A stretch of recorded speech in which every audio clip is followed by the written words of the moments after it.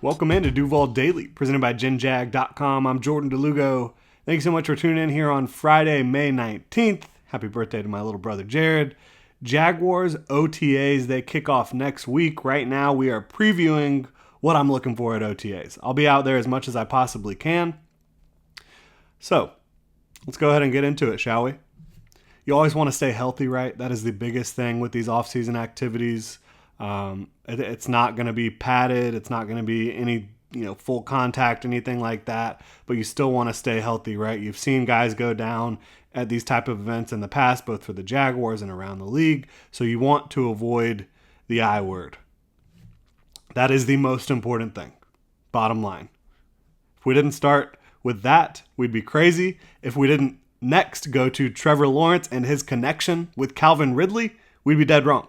That is going to be critical, not just at OTAs, but throughout this summer. When you're talking about OTAs, mandatory minicamp, training camp, seeing Trevor Lawrence and Calvin Ridley and their chemistry, cohesion, connection, all that stuff is going to be critical. And there's no reason to not believe that that is going to, just get off to flying colors, right? They've already been working together away from the team, as well as, Trevor Lawrence working with several other guys, getting together and having throwing sessions. Calvin Ridley does not appear to have any rust when it comes to his physical or athletic ability. The guy was staying in shape. He's hit over 22 miles an hour, according to reports and workouts. So the guy looks like he's completely ready to go. And you just want to see Trevor Lawrence establish that connection with his number one receiver. And make no mistake about it, Calvin Ridley is that. That's why the Jaguars traded for him. He is their number one wide receiver. Christian Kirk did a tremendous job locking down the slot and being the go-to receiver last year. But Calvin Ridley brings another level of cachet, another level of talent, the ability to win on all levels of the field and no matter where you line him up, right? Calvin Ridley is that dude, and Christian Kirk is going to be right there as well. But we know Christian Kirk and Trevor Lawrence have a very good repertoire. We want to see Trevor Lawrence and Calvin Ridley get it cooking here at OTAs and throughout the rest of the summer. I'm also excited to see how the rookies look physically and athletically compared to the vets, like Brenton Strange, Anton Harrison, Tank Bigsby, Antonio Johnson, Yasir Abdullah, even Eric Hallett, Christian Braswell. These guys, they stood out compared to the other rookies that they were on the field with in rookie minicamp. But what do they look like when the talented vets hit the field with them?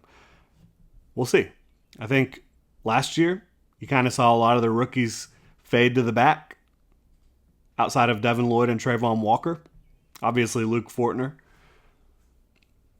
This year, I want to see what these guys look like. I think that they should impress more overall from a physical standpoint than a lot of the rookies did last year. And again, Trayvon Walker and Devin Lloyd excluded because they did look the part as soon as they stepped on the practice field with the vets.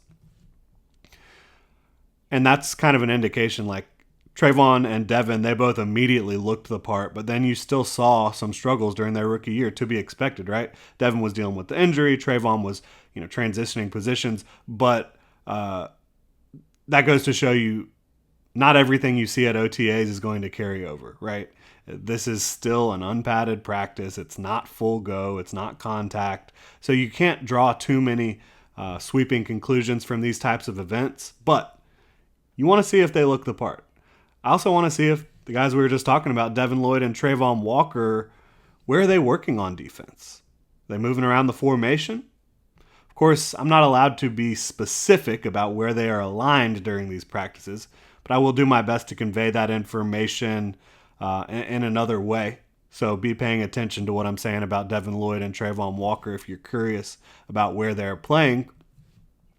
There's some interesting guys you'll see for the first time for sure.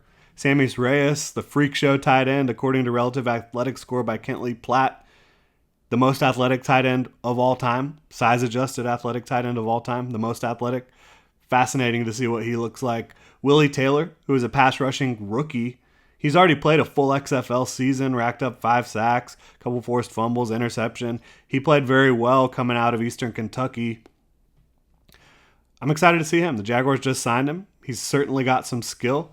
He's a rookie that has already played a full professional season, so that's really interesting to see how he fares. Willie Taylor, who played for the Arlington Renegades. in the XFL. I want to see Christian Braswell and Eric Hallett specifically, and Antonio Johnson for that matter. Braswell and Hallett more at nickel, Johnson more playing safety. Do they make any plays on the ball? And how do they look compared to the rookies in the secondary last year? When you talk about Buster Brown and Gregory Jr., I don't think either of those guys really stood out after rookie minicamp for the most part. Can Hallett and Braswell and Johnson make a little bit more of an impression as we move through the summer? I'll be watching for that for sure. Can Kevin Austin continue to perform well? He was at rookie minicamp last week, or whenever that was, a couple weeks ago. He didn't drop anything. His hands looked clean. This is a guy that's always had the athleticism to get the job done at the NFL level. The hands were a work in progress getting to Jacksonville last year out of Notre Dame. They looked a lot better over the 2 days of rookie minicamp. Can that continue?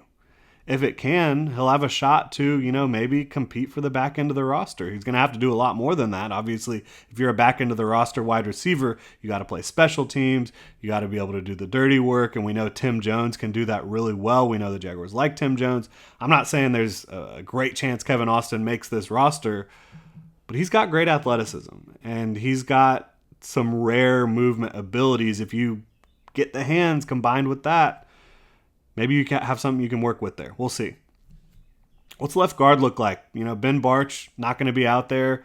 He's not expected to be ready for the start of training camp. Definitely will not be ready for OTAs if that's the case. Coming off the knee injury in week 5 of last year. What does it look like without him? Is it still Tyler Shatley at left guard? I imagine it would be, but they brought in a couple other guys who play guard. So we'll see. We'll see what that looks like. I imagine it will be Tyler Shatley in his final year of his contract. How does Josh Wells look? Haven't seen him in Duval for like 5 years. He's dealt with some injuries throughout his career, but on the field, he's generally been a pretty good right tackle. In Tampa, he was when he had to fill in. In Jacksonville, he was when he had to fill in. How does he look? Up there in age a little bit now. I'm excited to see what Josh Wells looks like back in teal. And remember, these are still voluntary. So, again, maybe not full participation, but I expect close to full participation from the Jaguars. And if it is close to full participation, and there's good work that's done over this set of OTAs, you could probably see mandatory minicamp, Doug Peterson giving the vets off. We'll see how it plays out, but that's what he did last year. He had great participation in the voluntary portion of the offseason. And then he turned around because they had great participation and got in work. He gave the vets off for mandatory minicamp. It was only rookies and guys that were rehabbing from injuries. So will that happen again? We'll find out. I'm excited to get these OTAs underway. It is going to be at TIAA Bank Field.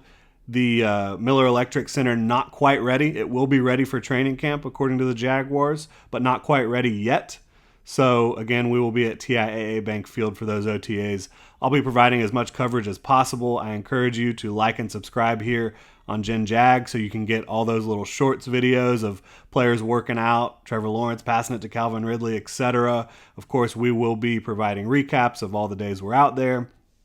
Really appreciate y'all for tuning in. You can also follow me on Twitter at Jordan DeLugo, Generation Jaguar at Generation Jag. Please hit that like and subscribe button.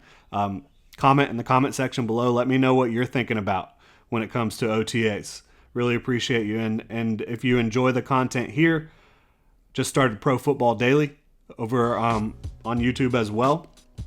And it's just a show where I'm talking about the NFL, talking about the draft, different things that are not just Jaguars centric.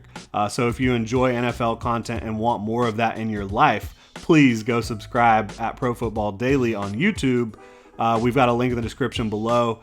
And if you need some new Jags gear, check out genjag.com. Appreciate y'all, Duval. Have a good one.